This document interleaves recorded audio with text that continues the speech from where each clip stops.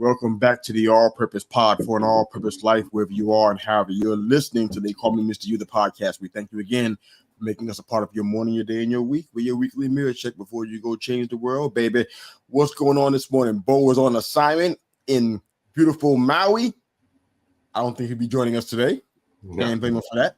I think Rob's going to be commanding the comment section like he normally does, dominating out there. Just you and me, Herb. How you doing this morning, brother? What do I have to do to get that assignment? Like, how do you have to put in certain amount of years?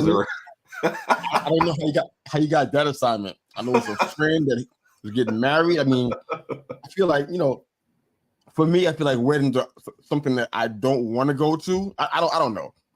I'm saying this after going to a wedding 3 months ago, so that's excluding that. Generally speaking, when somebody's getting married, I'm like, okay, what are we going to do? We're going to celebrate, support them. Free food is going to be involved. Perhaps that's the lure in all of this thing. The free food, some people like the libations and whatnot. They want all the, they want the liquid help, so to speak. Right. Perhaps that's what the wedding for. I don't know how you get the assignment, brother. I mean, got any friends that are single? I mean, get them hooked up. Yeah, but I guess you ask your friends when they first start, hey, man, where would you get married if you want to? Oh, man, Count Courthouse. Oh, yeah. Can't be friends anymore. Can't be friends anymore. Sorry, bro. We'll get married in Podunk. This ain't going to work out. Yeah, tell them I'm full. Looked at my friends list. Oh, can't bump anybody. Sorry. Yeah, beautiful Maui. I'm sure we're going to hear all about this next week and all the pictures. And, again, him rubbing our noses in it again. So yeah, as usual. We're used to it at this point. This is a constant, yeah. Beautiful Washington, now Maui. I mean, it only goes downhill from here. I mean, he's living in Mexico too, so that was like Mexico is beautiful as well. So it's like, he just is nonstop. I don't want to hear a complaint out of that man. You hear me? Yeah. Don't let him complain on his show ever again in life. Nope, not for him. Got it too good. Well, Waj, good morning, brother. Thank you for dominating the comment section out there wherever you are. Hope all is well. But we got a lot to get into, and I don't know how we can possibly do it. We have that much information to share with you guys. But first off, let's start off on a more somber note. NFL and ESPN analyst, I guess you could say, Chris Mortensen. Heard he died at 72 years old. Nearly 4 decades in the business. He was pretty much at the top of his field. He covered the NFL for a long time. Started off with the Falcons. But he was a legend. He was reliable as far as the information goes. We never heard no backlash about the information that came out of his mouth. We knew it came from a reliable source. Can't say that for everybody. So he kind of stood out in that regard to me. He retired last year for health reasons. And if you listen to him talk when he was doing it, really passionate about the NFL. You can tell he loved the game. He left behind a wife, Mickey, and a son, Alex, I believe his son's name is. Yeah, so Chris Mortensen, NFL and ESPN analyst, died at 72 years old, man. That is crazy. Yeah. Wow. It's just, what do you remember about him? One of those guys you just remember growing up, like you said, it's now I feel like, and not to just shade other people, but a lot of information comes out there and you're never really sure. But like when Mort reported something, man, you knew, okay, that's what was happening. You just felt like there was a guy that didn't sleep, and the people trusted, like, this is the information that needs to get out. Always professional. You don't remember just seeing bad moments from him on camera. And you could kind of tell, the last couple of years before he retired, like you could tell where his health was going, man. Been battling cancer since 2016, man. So he put up a fight, man. It's sad to see. It's like kind of one of those guys you just grow up and get used to. You don't really think of, when you would think of ESPN NFL reporter, you think Mort, and there you go. It's like a person like me who doesn't even know him will call him Mort. You know what I mean? It's just like, he was a friend, right? Yeah, just kind of one of those guys who always you expected to relay information, man. So definitely, prayers and thoughts out to the family. And I mean, that's tough. That's tough, man. Yeah, man. It's kind of a shock when you're sitting here researching sports stuff, and it's like it puts everything in perspective. One of the things that I always wanted to do with this show, and I feel like it's growing to that, but it's not where I want it to be at yet. But we talk about sports, family, and life. And life just happens, man. We talk about sports stuff and free agents and people saying they want to go to a certain team or they don't want to they want this large contract that they may not deserve, or they dropping passes. We talk about all this kind of stuff, and we go on and on. We go in on these people, and it's like at the end of the day, it's really not important. Mm-hmm. I mean, what we're doing, I feel like it makes a difference in specific areas. I hear it coming back to me through feedback. At the end of the day, we're talking about sports, and this man gave almost 40 years of it to us for the most part, and now he's not here. It puts things in perspective real quick. Like, you don't have to be here tomorrow. Don't take today for granted. That I share on my other social media platform, but don't take tomorrow for granted because it's not promised. Yeah, you don't have to be here, and it's like, wow, it was just kind of a hard hitting moment to see that. I'm like, wow, okay, yeah. You almost forgot that people are real people. Yeah, with family. Like you get so used to them and their jobs and what they shoot out to you every day that it's like, wow, when you sit back and like you said, you're reading off, leaving a wife and a kid behind, you're like, okay, there's a lot more to this than what we see. So right, definitely tough, man. It was that was just one of those like, wow, information pieces that you get. It's like certain people you just kind of expect to be there forever and then they retire. You know what I mean? I know it's the wrong way to look at it, but that's just what you think sometimes. So. Yeah, I mean they become a fixture.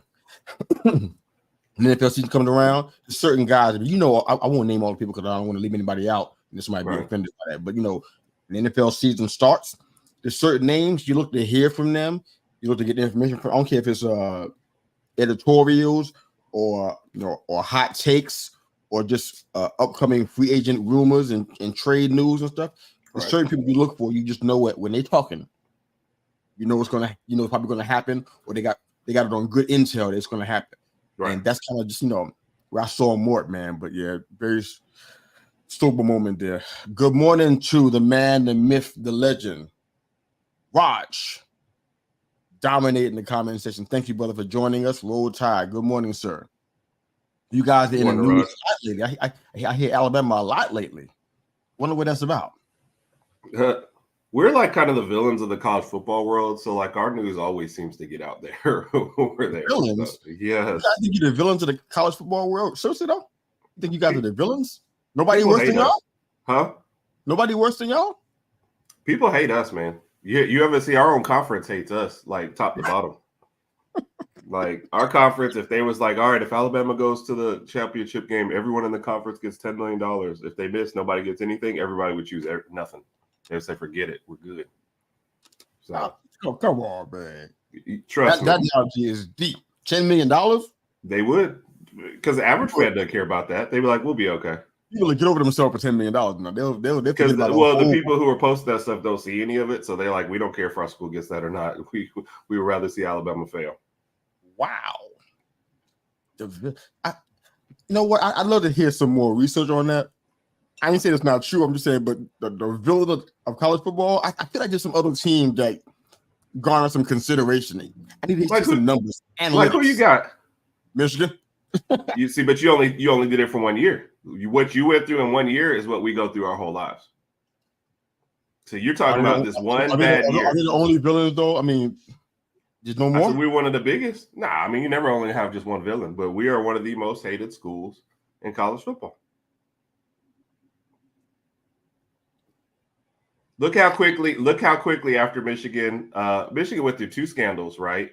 And won championship. And what's everybody talking about? Saban retired. They're trolling us. They're after us. The talk has been Alabama.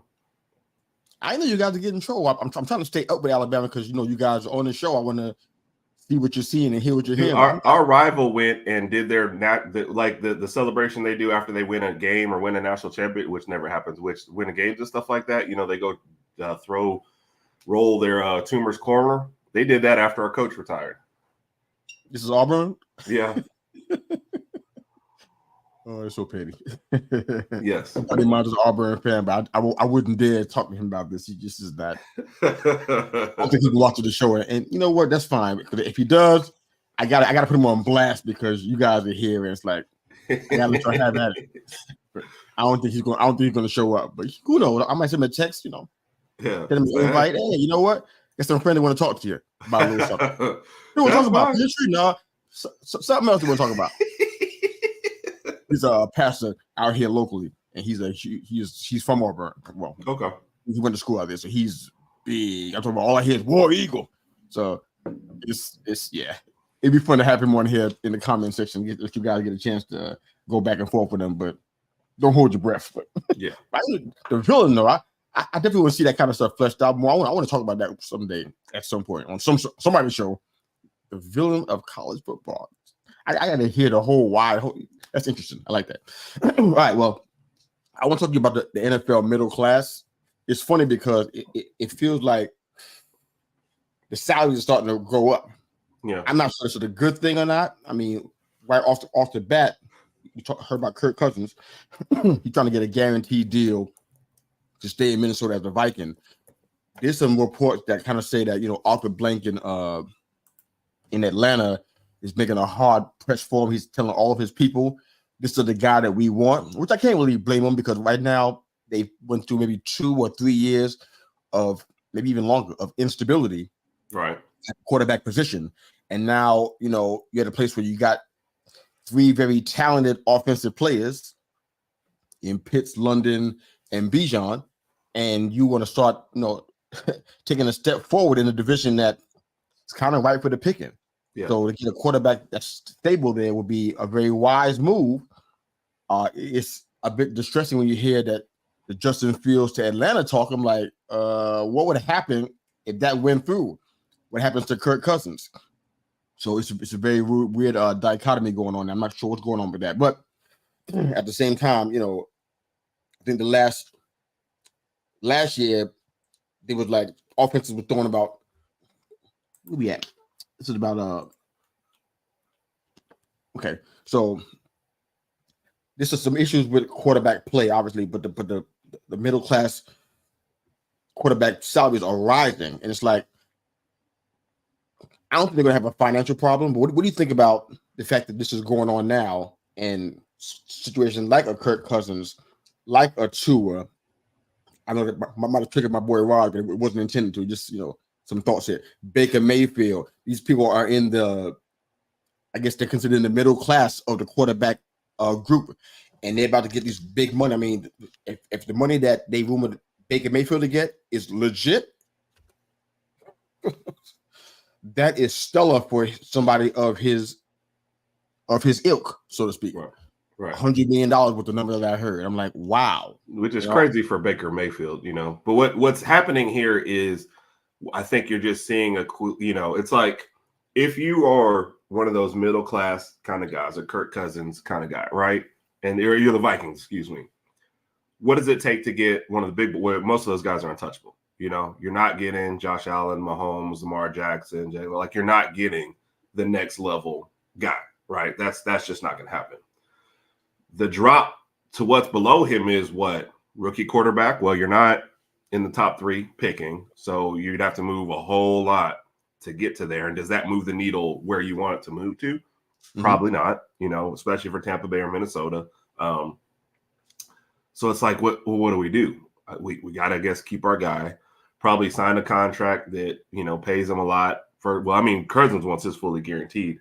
My problem with the Cousins one is for Minnesota, that kind of keeps you right at that same good enough to make the playoffs, not good enough to win it all. And you're committing a lot of money to that. The Baker Mayfield would make more sense. I haven't looked at the contract, but it would make more sense to me if it was like, we're going to pay you good for this next year, maybe 2, and then we can get out of it sort of situation.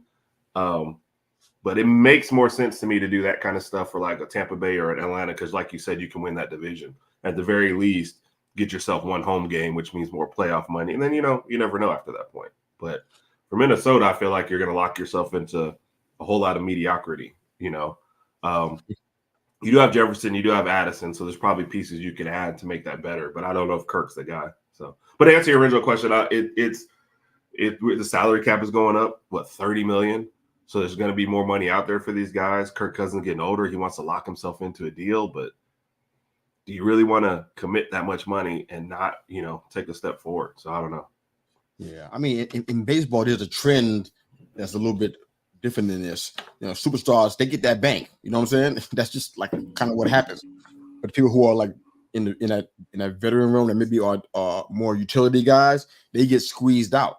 Right. But in the NFL, it seems like it's like I'm not comparing total salaries because I don't know how much the NFL is making, comparatively to the Major League Baseball, but it's just weird because the quarterback play we can see, especially last year, was a great example. It's been plateauing, right? But the pay is rising up. I mean, we're talking about Kirk Cousins and Baker Mayfield. I can't do two thumbs up or this happens. I don't even know what even caused that. I was like, this is a great point. I better be listening now. I don't know what I did to make that happen, but whatever. Okay, but people like Kirk Cousins and Baker Mayfield, they're looking at humongous paydays, and it's like, if you look at the season they had, if you just use that as an example, it doesn't really warrant that. But what's happening is that teams are paying for solid play. Right. It doesn't sound like a bad thing if I just gave you that one sentence and say, you know what, analyze that, without any other context. Okay, solid play, something you should pay for. That's not a problem, but it's like, but that's kind of all it is. When normally people pay for what you do over that, people were killing. Well, Daniel Jones he's kind of an outlier and all this stuff. But if you just took his 1 year that he did something reasonably good, that would be considered a solid year because he had severe O-line issues. He was on his back a lot. He got sacked a lot of the times. I think part of that I'll bring back to a comparison to Tua in a second. But in that situation, it was solid, and people will say, you know what, he deserved that pay because he had a solid year. But it's like, is that what you're paying for? Is that what the NFL has come to, with a middle class? I don't know how else to describe them. People, quarterbacks in that middle tier are getting paid for having solid years. I mean, I think guys like Jared Goff and Jordan Love and Geno Smith and Jimmy G, they had contracts between $10-35 million. I mean, that's still a lot of money. Yeah. For years that weren't stellar years. I'll probably take Goff out of that equation a little bit. Jordan Love, he's kind of working on something right now, so this is a good time for him to take that next step up. I think he did that. I think he earned a shot for another contract. Agreed. to kind of showcase, who he is in this new situation that he has. But I'll take Jared Goff out because of this season that they had. It was very, very good. It wasn't great on his behalf as far as his numbers particularly, but it was solid. You know what I'm saying? But these guys are not upper tier quarterbacks. They haven't been that at all, and I don't know that they ever will be that. Guys like Geno and stuff, they're getting a lot of money, and they're not doing anything outside of solid. I was mentioning Tua because I was reading a report, and they kind of mentioned, his 4,624 yards, that it was the fewest, since 2017. And this isn't to cashier. I'm just saying this is the kind of stuff that we see, but then the money seemed to be a different matter. He had I think a passer rating of 89, which was like also a 6-year low. And it's like, okay. So, and then of course, Football Reference talks about, all the times he got sacked because he had the greatest amount of dropbacks and everything. I'm like, well, that's an old line situation. We get that part, but there's just a issue with how the position's being compensated. So when you said the 4,000 is the fewest for what? Passing yards. For Tua or for what? I think it was for Tua. No, because that's his most. Like his 2020 season was 18, so he's gone up every year as far as passing yards. You said 46, right? This past year? 4,624. Yeah, that's his most for a year so far. Yeah, but I think I think they're comparing it to the rest of the league. And they say he had the fewest passing yards in the league? They said it, yeah, that's what they're saying. Well, I think that would be impossible for that to be the least. By a league leader, I don't know. Maybe. Oh, see, but that's what. So you're saying he had the most in the league, and that was the least to lead the league. Yeah. Oh, okay. So I guess I'm trying to figure out what comes next. What happens next? Because you got guys that are, I guess they're functional. I don't know how to describe it. They can have a good run and get that, and get that bag. And it's like, it's like, the guys at the top of the food chain, they're going to always command big money. I mean, they were talking about Mahomes and they should commanding astronomical money coming up on his next. I'm like, it's the numbers are staggering. You know what I'm saying? But the guys at the middle grounds, like it doesn't seem to be, especially when the team is needy. They just kind of, it feel like they just playing with monopoly money. Yeah, they go ahead and just spend it. Like they don't think about the ramifications of what could happen. I mean, some of these guys, they're not. I'm not saying that they're bad at quarterback. We talk about Kirk Cousins all the time. His name always seems to come up for some strange reason.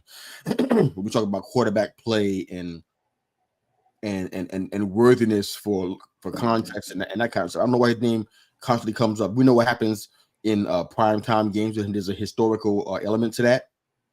But it's like these guys, I mean, it's like the guys that are. I mean, if Jameis had a better year, we'd be talking about him too.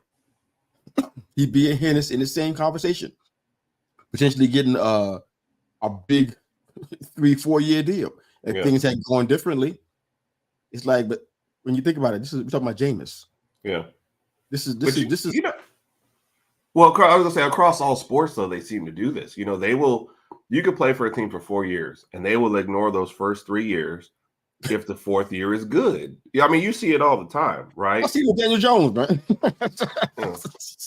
I mean, you know what I mean, right? And you get a good year, they make the playoffs that year, and everybody's like, "Oh, this is it." Now, some of the cases aren't the same as others. You talk about Jordan Love. I don't feel like he really got a fair shake in his first couple, right? So this is one of the first few years you really kind of saw him, and you saw him develop. And coming off his, maybe that's something you invest in, maybe. But a lot of these guys, man, across all sports, man, you just paying for past performance, So it's just crazy.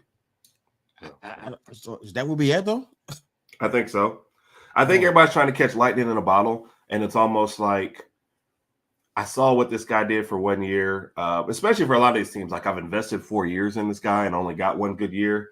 So in order to make it look like my investment is paying off, now I got to pay this guy to keep him around and hope he does it again, So what happens if quarterback play continues to slip?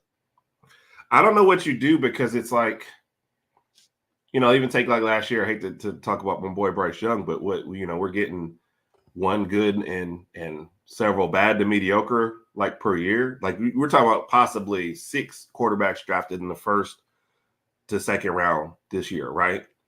What if we only get 2 out of 6 good out of that group? Then what do you think?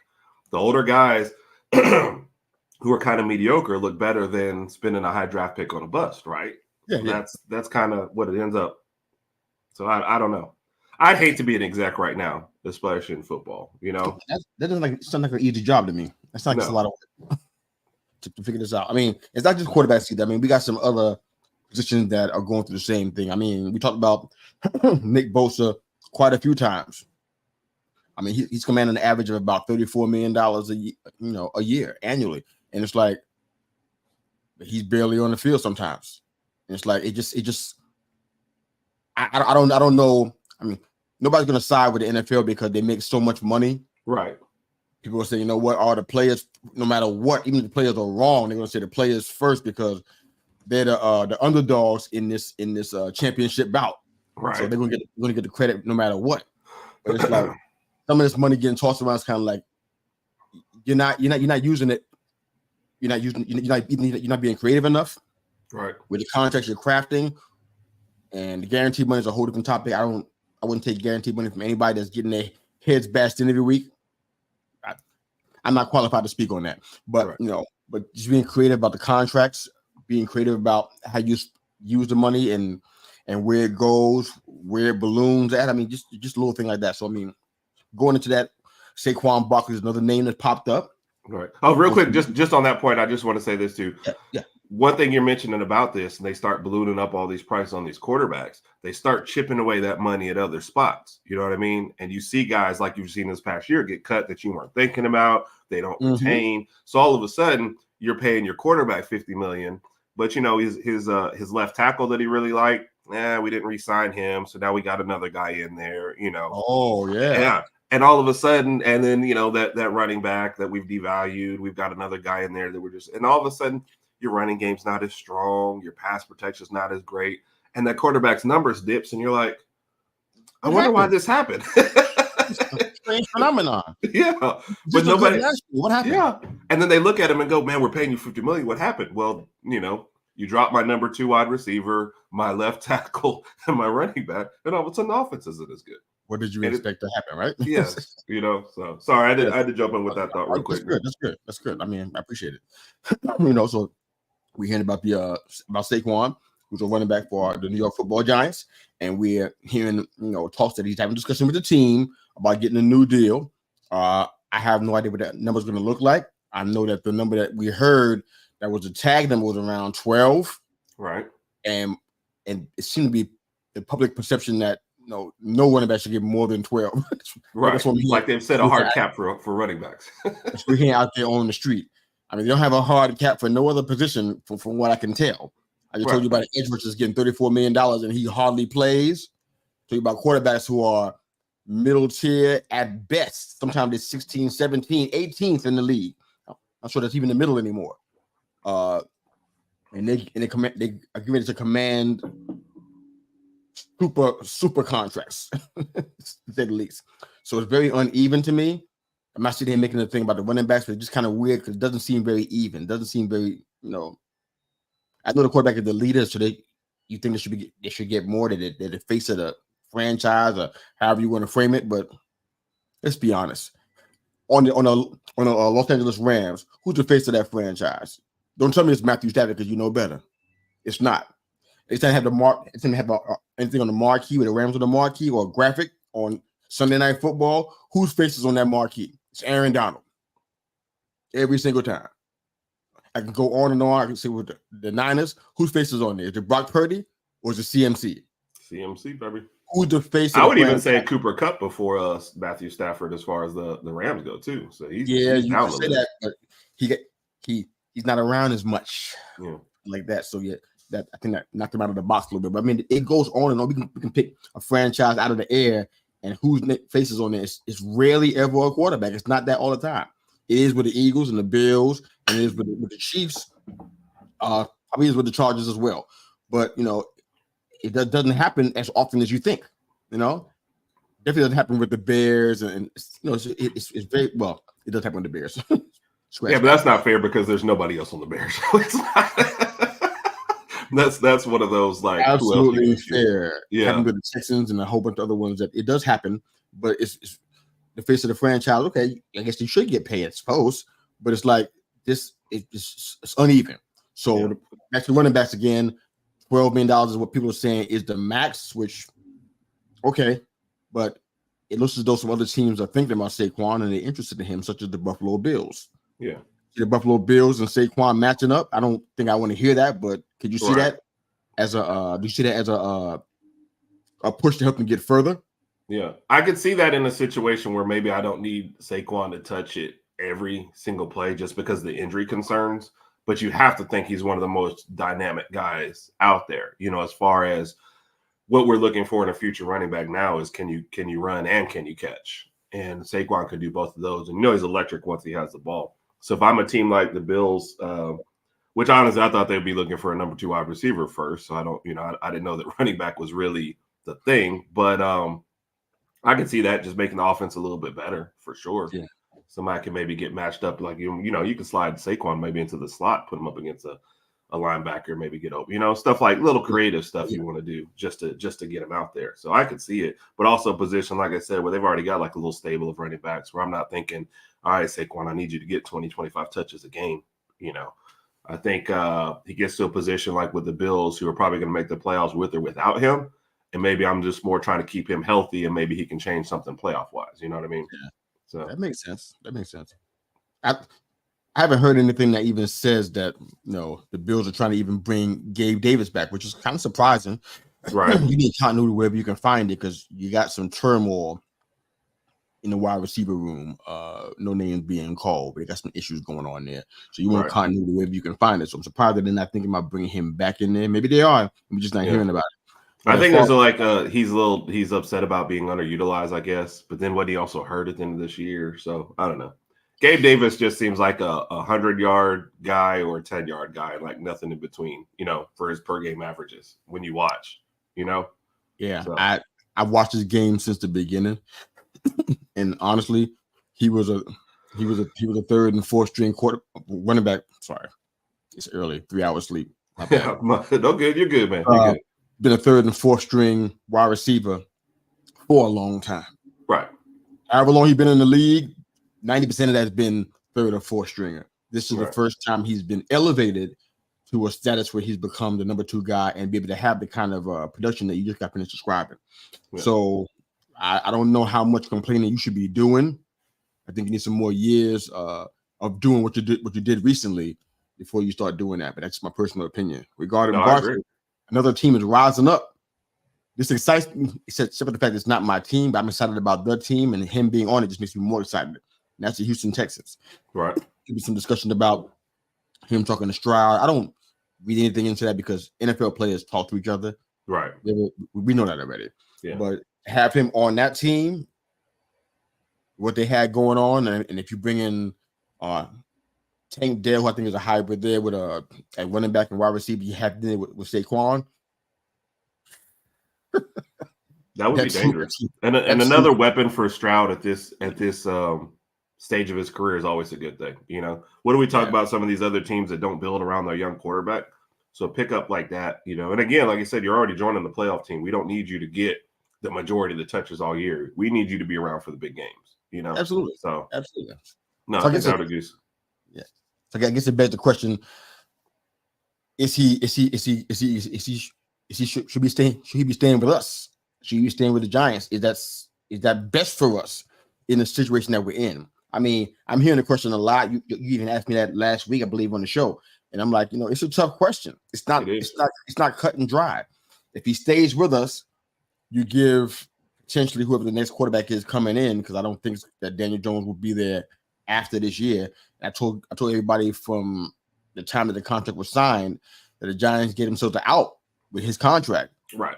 After the second year, they can cut ties and be released of, I forgot how many millions of dollars it was, but it was significant that they would save by letting him go after that second year. And it was, and I feel as though that's exactly what's going to happen.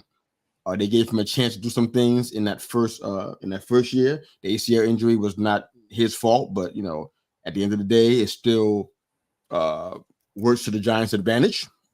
So I feel as though whoever the new quarterback is, if they're coming in and having a weapon like Barkley there, aids their development immensely. Agreed. Having a competent O-line would help out as well. Yeah. And that's why with the Saquon part, like I can see them letting him go because you need to invest some capital in the line, I guess again, unfortunately. So we apologize for Evan Neal. Sorry about that, man. That's bad, but guy, that was a disappointment to me as well. Here's my question about that, man. Do you think that he can play guard? I guess. Why hasn't that been a thing already? But I mean, it's been bad, so I can't. It wasn't bad in Bama though. What's going on now? Maybe why we bigger than everybody else when he was at Bama. I don't know, man. There's some of them that just don't seem to translate very well. You never played guard at Bama at all, ever? I don't think so. Now I might be wrong. Maybe in his early years he did, but I just don't remember it. So I don't know how he sits on his team unless he's playing guard. Right. Because he's getting chewed up out here. Yeah. But to my understanding, yeah. I mean, it's like I said, I got no excuses. We apologize. It's just been I want you to answer. I'm trying to just conscious. I'm like, any saving grace for this? Is there anything here? Because if not, if he can't play guard and do that competently, he's moving along. It's going to happen. Yeah. I feel bad if anybody has to get a bump. It's like, man, can we get anything out of him? He was obviously good enough. Was he great? You tell me if he was great or not. You and Rod can tell me that. But I mean, he was great here, but I mean, all we care about now is NFL production is just not there. I mean, it's just plain and simple. So it's more nothing. But if you're thinking about you're making a quarterback change in a couple years and like next year is definitely not the year, it's like, why would you invest in Saquon? Maybe, even $12 million, get half of that this year out of him, with the injury history and the line still being improved. It's almost like it's time to move on just because your timeline is 2 to 3 years from now versus next year. You know what I mean? Okay. I feel like getting Saquon while he's still, young is more of I need you to produce for the next couple of years and help us get over the top. You know what I mean? And I just don't feel like the Giants are in that situation for next year, especially if you're thinking about getting off Daniel Jones in another year. Yeah, there's no question that's going to happen. So, say you're a Giants fan, die hard like myself. Anything I say is going to be biased. So let me just ask somebody else. Sound like me. I'm saying because I'm just taking the bullets out of the gun for people to start firing at me. So, as a Giants fan, do you feel as though we should be rebuilding from scratch, or do we have? Well, if you don't have a quarterback situation and you have an O-line, so it feels like you're rebuilding anyways. But just this talent on the offensive side of the ball, Waller might be retiring. Right. He hasn't decided. I don't care what he does. It's just the bottom line. Because he was barely here this last year. So yeah, basically. So, I don't know I guess we are rebuilding, but I mean, I don't know what level we're rebuilding over in your mind. Is that where we are? You think we need to be rebuilding? I mean, talking about anything that represents big money, we need to go ahead and cut it and start all over again and rebuild from the draft and free agency. What do you think we should be doing? So I do agree with kind of a rebuild situation because, like, off the top of my head, but correct me if I'm wrong, you're trying to fix your line, right? Possibly tight end situation, right? A good number one wide receiver, right? And then if you let Saquon go, running back. So it's almost like you're trying to rebuild the whole offense anyway. And that's even flip to the other side of the ball, right? So if I'm already thinking all that and I'm looking at the timelines, 2 years from now, maybe Philly's a little worse, Dallas is a little worse. It's not the worst thing to plan for 2 to 3 years from now versus do we need to get better next year? Because, like, what does getting better like next year kind of really get you? See what I'm saying? Versus if I take a 2 or 3 year rebuild, I switch out these positions like we're talking about. I develop some guys, and all of a sudden you're kind of more in like a Detroit situation where we've nailed the draft 2 or 3 years ago. We're on top of the division and things are looking a little bit better. So I think if the Giants try to do it on the fly and try and compete next year, I just don't think it's going to go well. I think there's too many teams to jump next year and too many holes to fill, just like offensively. So. Yeah, there's a couple of factors in all this stuff to me. That 2022 season was an outlier to say the least. I mean, we had about 8 years, if not more, of ineptitude, front office stuff, coaching, and even some play on the field too. And it's like to overachieve. To overachieve that year was it kind of set us back because like it made you think we were going forward, but we didn't have enough pieces to really go forward. Right. We didn't have an O-line to really go forward. We didn't have a quarterback that we could rely on to go forward. So it's kind of like, you kind of got lightning in the bottle, but now you got to go back from scratch. And the impatience part is where I struggle. I'm like, man, it's already been 8+ years, dude. We got to go back and rebuild all over again. Now you're talking about 2 or 3, man. So it's like, that's hard for me to get in my head. Like, okay, you're talking about almost 11, 12 years.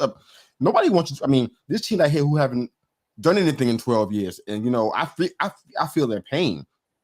And I'm like, I don't want to be in a place where we hadn't been to the playoffs, haven't done nothing in 12 years. So I can only imagine how they feel. But I don't want to go through that.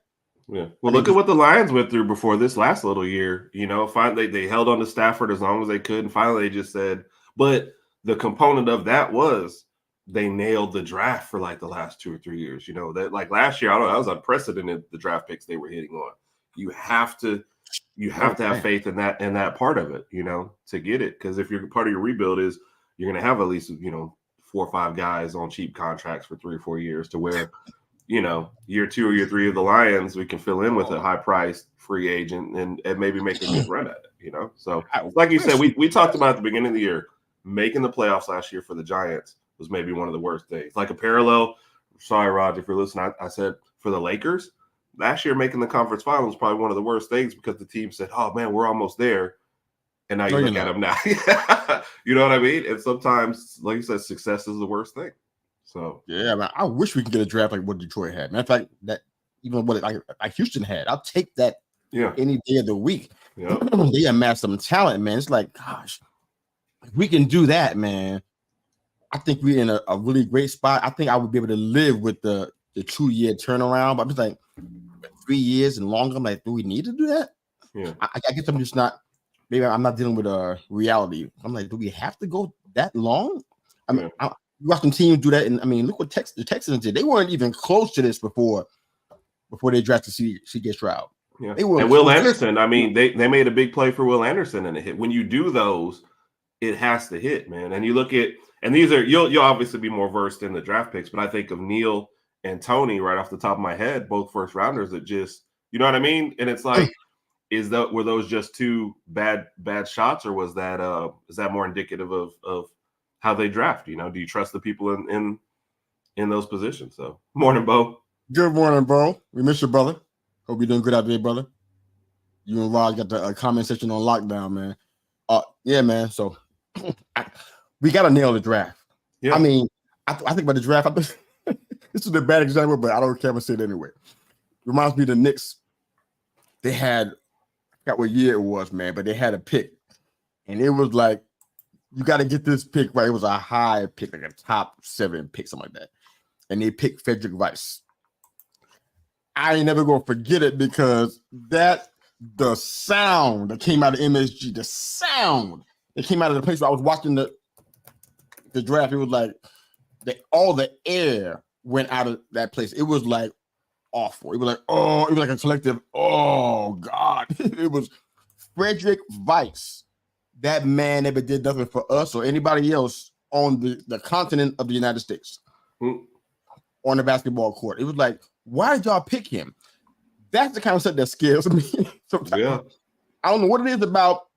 Well, as far as the Knicks go, they always want to get some guy from France or some guy from Europe that can, or Lithuania that can shoot there, but here he can't play no defense, but he can shoot. He's a 3-point specialist over there, but he can't play no defense. They always get guys like that. For me, I'm so nervous about this draft a little bit. I really am, to be honest, because I really thought this is a pivotal draft right here. Right. You got to get this thing right, like you're saying, Herb. You got to get this right. The Texans got it right.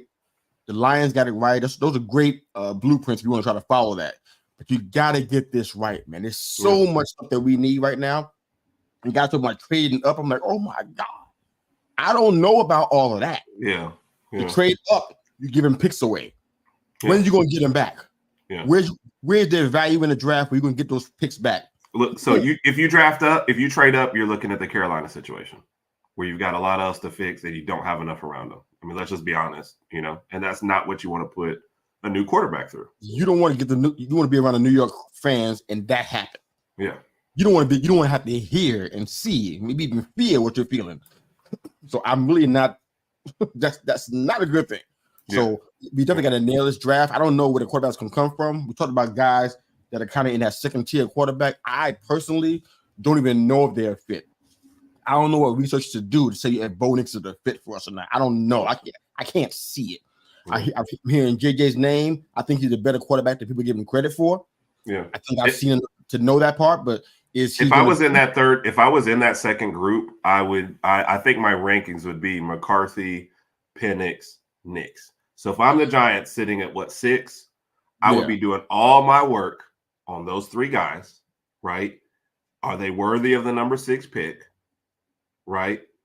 Or am I punting this thing for a whole nother year, riding with what I got, maybe already scouting the next year's draft class and seeing where it lands, That's where I would go. I would not even look at the top 3 guys. I wouldn't, you know what I mean? I wouldn't go for that situation. I would see what I got with the rest. There's the last thing you want to do is, like, say, get this guy in there, draft, jump up to one of the top 3 guys. And I'm not even sure, like, Daniels really helps you in the situation that you're in, especially with the line and his slight build. So I'm looking at the other guys and maybe I'm thinking about that. So I don't trade up. I don't trade up. That man's probably the most accurate guy in the draft. I give him credit for that, but with no O-line, that man will be taking it on the chin. I don't want that for him. Yeah. So I don't know, man. This draft has to be right on. I'm glad we're talking about the draft because we miss NFL so much. I can't help it. So I'm glad that we're still here talking about it. But I don't know where this goes. Because this is a lot of speculation that we're not even going to take a quarterback with the first pick. I'm like, what you waiting for? The second one? You're hoping that McCarthy and Penix are going to be there, but there's no guarantee of that whatsoever. Yeah. Yeah. So if that happens to be the day all those guys get picked, all you got left is a Bo Nix, and I don't even know who comes after that. I guess the guy from Tulane. Yeah, the drop off. It's like top 3, next 3. all right, this is not like your franchise guy. You know what I mean? So Yeah, I feel like the gets, top 6 maybe at least have a shot at it, but it gets scary. I think we need to get a quarterback here right. at 6. I know some O-line guys. I love Joe Alt. I think there's a Rashanu's an opportunity there. He's dropping in some of the rankings. I'm not quite sure why, what's going on with him, but he's dropping a little bit in the mocks. But I would probably take a quarterback there just to make sure you have that, and then try to get your O-line guys, I suppose, or your probably your wide receiver. I don't know. I doubt that Rome is going to be there in the second round, so they get a wide receiver somewhere, maybe Leggett from South Carolina, somebody else. Yeah, that can do that. But I mean, at the end of the day, the O-line has been the problem. It hasn't really been the quote unquote offensive playmakers. Yeah, guys like Wandale, and them guys been, they look great out there, man. Hyatt, they just ain't getting the ball. yeah. They blowing past those and they wide open, but they're not getting the ball. So I forgot that y'all drafted Hyatt. I thought that was definitely underutilized. But I mean, the quarterback situation kept changing this year, so it's hard. Sometimes it's just harder to judge wide receivers. I was looking at a couple of different mocks. Yeah, this one was funny. Like, I read this. I was like, this can't be true, right? where was? Yeah, one of the draft picks. He said he doesn't believe in space. Or one of the guys at the combine doesn't believe in. You mean like outer space? Yeah.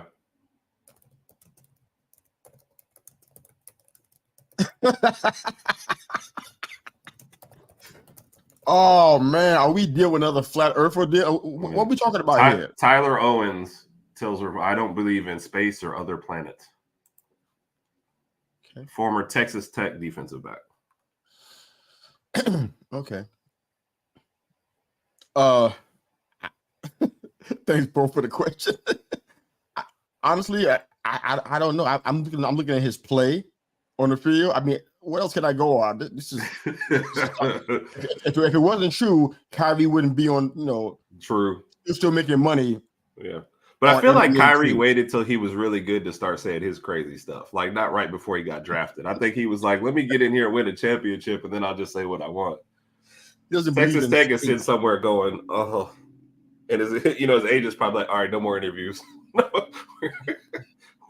hope when we go back and look at his tape that he ain't getting beat in space. He should be concerned about that kind of space. I don't know what's going on there, but yeah. Wow, this draft, man. This draft is this one got me concerned overall because I feel like it's quarterback heavy, but I'm wondering what's going to happen with the other guys. Right. How far they're going to fall, especially the O-line guy. I think the O-line, I'm not sure how heavy the O-line is in this draft. I just know about the first couple of rounds is heavy O-line. After that, I'm not quite sure what happens. Let me throw something at you real quick, just because I pulled up 2 or 3 different mock drafts. Right. Oh my goodness. I was looking at so one of them has Jayden Daniels falling to the Giants at 6. I was like, that's interesting. One of them has the Giants trading with the Cardinals to the 4 spot to draft JJ McCarthy. And I was like, I don't think either one of these two things is going to happen or should happen. Yeah. A trade to 6. Why would the Cardinals? They need a quarterback. Let's stop kidding around, right? We can talk about Kyler Murray all day long. They want to get a quarterback. No, they're not going to draft a quarterback. They're going to draft a wide receiver. They need to. Yeah, but I think they got sold on him. So it's kind of not a matter of like what I think they should do, what I know they're going to do. They're not drafting a quarterback, not in this one. So I could see them trading back, but I don't think anybody's trading up for JJ McCarthy. Why they keep talking? Are they trying to swerve us? Why they keep talking about it then? I don't know. There's so much talk about the Cardinals and quarterback. It's like it's so much. I'm like, is any smoke, any fire to the smoke, or is it just? See, I haven't read as much about that. I've read more about them almost being locked into Marvin Harrison Jr. at that spot. I've heard some of that. But I'm hearing a lot about quarterback. I'm like, because they were trying to do something with Kyler Murray for a while. They were trying to trade him. Yeah, I think before he came back from injury in the end of this year, and with the new coach, he kind of solidified the position with him, how he played at the end of this year. So because you living and dying with him, he's kind of tied to your coaching life. Yeah, you gotta ask yourself, is that what you want? They got other problems too on other sides of the ball and stuff, but that quarterback situation is not. It doesn't seem to be cut and dry. And when Kyler Murray came back, he didn't look great. So yeah, Bo was saying that they're going to go ahead and get Marvin. We're going to see that, brother. I'll be looking for because, I mean, that'd be great. I'm sure that Kyler Murray could use that. And that's why I threw that out there because it's weird to trade up with a team that you know is not taking a, like I wouldn't trade with Arizona at 4. If I'm at 6, I might. I mean, I feel like the Giants just got to take their chances and see what falls to them at 6. I would not trade up.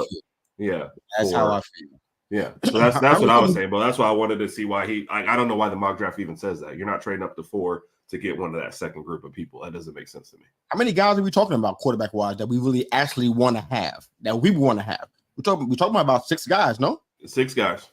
We're talking about. Help me out. So I'm probably gonna botch this. So you go almost in this. Caleb Williams, Drake Maye, Jayden Daniels, Bo Nix, Michael Penix, Jayden. Bo Nix is next. I'm sorry, I meant the first 3 in that order. I already told you my order for the last 3 is McCarthy, Penix, Nix. So I just kind of messed up that part. That's all of them? That's the 6. There's nobody else in there? Not in the top 6. Oh my God. Well, okay. But so like I said, sorry, and I messed that part. I was saying because Bo Nix is my last of the 6 for sure. But yeah, I watched some of his games in Oregon. I just don't want that for us. I think his problem is sometimes they say the happy feet. He sometimes looks real comfortable back there. Sometimes I think Bo Nix is just one of those guys that's like, I don't really want to stay in the pocket. If I could throw on the run and make something great, he's a guy that'll run around for 5 minutes and find somebody. One of those. So I'm much more of a McCarthy or a Penix fan out of that next group. So. Okay.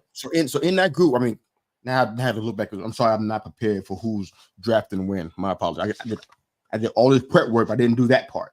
But I know that the Bears are up first, and I think after that, Washington. That's what I thought. Bears, right. Washington, Patriots, Arizona, Chargers, Giants. That's what I thought. Okay. All right. So, and the Chargers and Arizona are not getting quarterbacks. That part is most definitely true. Yeah. So there's no need for us to move in this situation. And that's what I said. And we can get somebody other than Bo Nix. Yeah. I think we'll be okay without having to get Bo Nix. So I think we should just stay there. I don't see any reason to trade up. I don't see what the point of that is. Yeah. That's why I threw it out there because I thought you'd be like, this is stupid. It is stupid because we need more picks. Yes. I don't want to see us trade back in the second round because we don't have. I feel like we're going to miss out on some of the old line talent. I don't know where we're going to find it. We tried that little duct tape bubblegum thing last year. It didn't work out for us with the guys that we brought in. So I'd rather us keep our first 2 picks. If you want to start moving back after that, the trade-off could be kind of equal, and that'd be fine. But with that first pick, you got to go QB. That second pick, I would love to get an O-line guy or a wide receiver that's, like I said, if Roman Odunza's there, that's great, but I don't know if he's going to be that far down. It depends on what the Chargers do. Like, are the Chargers valuing another wide receiver a whole lot? So I don't think Allen is going to stay. I think they're going to do some other stuff. They got to make some cuts. Yeah, and lots of them. We talked to you about Bosa and Max Money. That's incredible. That's almost $80 million between them. Yeah, it's like that's a lot. Keenan Allen, you know what I'm saying? He probably had one of his best years recently, just past season, and he's been hurt practically every season. I don't know how long you can keep that going. And Mike Williams, he's donezo. Yeah, he needs to be going. Yeah. So there's a whole bunch of guys who's gonna probably end up getting cut. So if we get Penix, man, I'm good with that. I know I said that early in the year, probably before we even played Washington in the national championship. Go blue. I think Penix is a good. I like Penix. I like him at that spot. I don't want anything to do with Knicks. I think McCarthy is doable at that spot too. Probably one of the shortest quarterbacks we had in several years, but I'll take it. I think he fits pretty good into our system. Got a question here from the Bowmeister. Rock in the comment section as usual. What do you guys think of Marvin skipping his media obligation? Probably listen to his daddy. Probably listen to his daddy. Yeah, I heard a couple of comments from him and maybe some other guys that I forgot the other guy's name, but they kind of downplayed the point of being at the combine and the point of doing some of this stuff. And it's like I can't be mad at them. Like I said last week, these guys have very little leverage, and a lot of stuff doesn't really improve their draft stock. If you really think that him answering some questions at a press conference is going to increase his draft stock, you need to get your head examined. Yeah. All they're going to do is answer the questions, the way they think they should be answered. No matter what you ask them, they're going to answer. If they say no comment, it's going to be a no comment. How's it going to help or hurt their draft stock? Right. The on-field play, all the tape they already have on them, that's all you really need. So, honestly, I'm kind of middle of the road with this. I'm like, yeah, man, doesn't bother me. I'm concerned about his play. And, I think that's what's going to end up happening. Yeah, I was going to talk about that. Bo beat me to the punch. Man, that man's still on here hosting. He ain't even here. He's still hosting. Bro, we saw that pop across my notifications feed. The Bucks just re-signed Mike Evans for 2 years, $52 million. Now, here's they're going to run it back with Baker and just see what happens. Wait a minute. Are they? Are you sure? Am I ever sure? No, but I don't see signing him for a 2-year deal and then bringing in a whole new quarterback. So I really feel like they're just like, hey, can we just win the division for two more years? And we're not going to win the Super Bowl, but let's at least make the playoffs and get a home game. I feel like that's the strategy. So Mike Evans' platitudes about wanting to be with a Hall of Fame quarterback and a team that's contending, he didn't really mean it, huh? No, he just want to get paid. At the end of the day, you want to get paid, and he wants to get paid. Like I said, what are the chances of the Bucks winning the Super Bowl next year? None. 0? Is it? But what are the chances of winning the division next year? Brady can come back and it's still not going to happen. Yeah, so it's just not going to happen. Yeah. So I don't know what happened to all the platitudes I was reading about over and over again on my news feed, and all of a sudden now I'm like, wow. Oh, you could give the Bucks any quarterback in the league, their choice, no trade, just hand them. They're not winning the Super Bowl next year. They might be better, but they'll win the division. But I'm not putting them above any other team. Are we even sure they're even going to do that? I'm not sure. I think they can win the division, and that gets them a home game because of how bad that is. I think they can not easy, but I think they can win the division next year. But good. Yeah. I ain't taking it off the table. It's not a good thing. Of course they can, but yeah. Is that really going to happen though? I mean, I think Baker overachieved, and we can let both chime in like that's his favorite player of all time, Baker Mayfield. Let him chime in on that part. But I mean, he overachieved last year. He really did. And the place where he did that is in late game situations. Yeah. He overachieved, and he did something that was, in my mind, I'll call it clutch. I don't know how else to describe it. That's not a Baker that we've been seeing over time at his other stops, not in Cleveland and in the place that he's been at. That's not, never seen that happen. So this is an overachievement here. That's why they got to the place that they did. If it wasn't for the fact that the Saints stubbed their toe and stumbled in places where they probably shouldn't have, where the Bucks have won, yeah, I don't think so. Yeah, the Saints winning the division for pretty much almost all year long until we start seeing who they really were. And like, ooh, y'all ugly. And it never happened. So the Bucks winning the division, I wouldn't put my money on that. Oh, no. Well, if you put your money on anybody winning that division, like you're just burning it. Because the Saints, maybe they put it together. The Falcons are maybe a quarterback away from winning the division.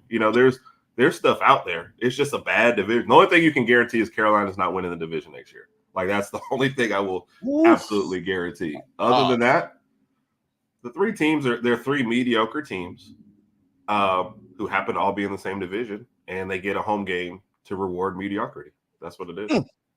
So Michael Evans sold out. That's what you're saying? Say, somebody want to give me $52 million. I guess I'll go lounge around for 2 years. So now it's like it gives me pause about what we said about Baker. I'm like, wow. So what if he gets that contract? The Bucks are not giving it to him. He's not getting a $100 million contract from the Bucks. That's guaranteed not to happen. I don't think they even have the money for that. You can say the salary cap, but I don't think they even got it. Yeah. And Evans is $35 million guaranteed, is what they said for Evans. Yeah, but for Baker, he's not getting the money he's looking for. No, I don't think so. But no, and that's the thing. It's like he's worth more to going back to Tampa Bay than he is. Like, nobody else in the league is like, oh, let me sign Baker for Baker. Agreed. Yeah. Baker's one of those, like, if I'm one of those top teams drafting a quarterback, and I can get Baker for cheap for a year so I don't have to play the other guy, then I'd be fine with that. But I'm not paying him like a 4-year deal, 3-year deal. So it looks as though the Bucks are they have a lot of bit of cap space. Last time we checked, I think that was in end of January. I don't know what it is now, but they were at the 10th most end of January. okay, $37 million. But it's like that guarantee has to have changed since then. So I don't see Baker getting the money that he's looking for now. But like you said, and that's an awesome point, man, that his value is highest with this team. Yeah. He's created a lot of sweat equity with them. And it's like going to a new team and trying to put on the whole Bucks Baker things. Like it's easier said than done. It could be easier for him to come back and kind of run it back again with these guys. I think they had a lot of things that I thought were challenges that they had to resolve, especially on the defensive side. A lot of their veterans didn't play up to par. There's some issues on the offensive side too. I thought was like really challenging. Like, wow, some tight end drop passes that I saw, some things that I just thought were like, even with the running backs, I thought there were some challenges that they can fix, either with new bodies or with a different mindset, perhaps. But we'll see what Baker ends up at. But another comment coming in from the Bowmeister. Saints with a better roster. I'm not sure you signed that deal with the rookie in mind. Agreed. That's why Saints were my pick to win that division early on. And it was just, even as a Saints fan, they're like, I don't understand what's happening. And I don't understand how our coach kept his job after not winning this division. So, yeah. Doesn't seem that they even get any. It's not getting any better. I know they restructured our Cards contract, which is like, fine, you probably should do that just because of the way you add cap wise. But my God, I don't even know who they are, man. Yeah, they become a shell of themselves. I don't even know who they are. So it's like I don't know what they're gonna do. Kamara is probably not if he's there on the roster next year. I think his money was, I forgot how much his cap was, but it feels like it's too much for the Saints to handle. Right. So I would try to go young at that spot. Don't know if they will for nostalgia purposes or whatever, but I think they should do that and do it quickly. They got some wide receiver talent, man, that probably it hasn't been utilized much because the O-line situation has been so bad. Carr's been on his back like constantly. I mean, he knows the top of the stadium better than he does the sides of it because that's what he sees the most. Yeah. You know? Oh, so and to your point, his base salary is $10 million next year. His cap hit is 18. But I thought it was like 11 for him. His dead cap is 17. So I guess even if you get rid of him, it doesn't matter. So I thought it was like 11 or something like that. Oh wow. Okay. Well, that's not great. No, but not for the. So, and I don't feel like it's all his fault. Sometimes when I'm watching the game, he's obviously one of the more dynamic players, but it just I don't know. Sometimes I'm just not sure what the Saints are doing. So yeah, I think we all feel that way, but I think Dennis Allen was the guy we thought he was going to be gone before we can blink our eye. I think he survived. I think he still made it. He's still there. Yeah. Some coaches we just don't get what's going on. Like, here's a prime firing candidate. Nah, we'll keep him. Oh yeah, we tell those fans. We show them. Yeah, we show those fantasy football guys. Yeah, but we'll fire Vrabel, even though we gave him a subpar roster. So that's still crazy to me. He's not going to have a job. Yeah, in 2024, with all that he did, he's not going to have a job. Wow, it's amazing, man. But yeah, I'm excited about this draft, man. I don't know what we're going to do, but I'm super concerned because if we move, it has to be the right move, and we need all the picks we can get. We had so many problems on this entire team. We need help. I mean, we need help on the O-line. We need help with I think we need help with defensive back too. Some guys are not coming back. We're going to need help with linebacker for sure. I never felt great about that position either for our team. I need guys to play sideline to sideline, man. I'm like, I want some Leighton Vander Esch type guys, but I want some guys that can chase folks down and hunt them like a pack of wild dogs, man, and put them down. That's what I want back there in the linebacker. We need that. It'll really help out with the whole defensive scheme too and everything. But other than that, man, I don't know what we're doing, man. How about your teams in going into the draft? You got any things you're seeing? Anything that's exciting for you? I think what I'm going to do is focus because, obviously I follow two teams, but I think what I'm going to do for any mock drafts is kind of follow what those teams again? Texas and Eagles is who I kind of rooted for this last year. But I think the Titans. Huh? Yeah, Titans with because I rooted for Derrick Henry before the year, but it was like when I don't have a true NFL team, I kind of like follow certain players, and I was always thinking I like Derrick Henry, and Tennessee would be one of the closer teams to go up and watch a game if I wanted to. Okay. But I realized, I think everybody realized, right? This last year was not going to be it. They should have gotten rid of him before the year. That was basically a lost year. For running back, a lost year is even worse than any other position, you know? Mm. So I said, When the Texans got D'Amico Ryans and then drafted Will Anderson, I was like, okay, I could follow this team. So well, sounds like you got 3 teams. No, the Titans are done. I don't even care okay. what happens. So it's gonna be the Eagles and the Texans. All right. Yeah. Follow that. The Titans would be that, like, if I could, like I said, if I wanted to drive up to a game, I guess I could either go to that or an Atlanta game. But it would definitely depend on who they were playing. Like, I'm not going up there to see the Titans, versus the Panthers, I guess. I'd like to see at least. I was gonna waste your drives, see at the gas money, stay home. Yeah. So there's I think we're gonna touch a lot more of the whole free agency and waivers and off-season acquisitions. There's a lot going on. Yeah, a lot going on. Bayer, man, I got a notification by him, I guess 2 days ago, by Kevin Bayer. He was on 2 of your teams, man. So it's like that's funny because you traded for him and he doesn't make it through an actual whole year with you. So. Oh my goodness! Should that be a competitive game? The Titans and the Panthers. Are you sure? It probably would be because Titans aren't going to be very good, and the Panthers, who knows? I mean, you can only go up from here, right? So, I'm gonna call that game. That game's going to be 10-7. Theoretically, you can go up, but at the same time, you can definitely stay where you are and plateau. Yeah. It's been done before. Matter of fact, it happened last year and years before. NFL teams just plateau. I won't call the name, but they just kind of just staying in the same place, flatline. Not going anywhere. Not getting worse, but they're not getting any better either. They kind of just, so what's more frustrating? they stay there in plateau, or they're not getting any better at all. They're just kind of just hanging out. So, oh man, fun show, man. Well, Bo, we miss you. Oh, bad but competitive. Yes, sir. Bad but competitive. I know for a fact that Bo wouldn't watch that kind of output.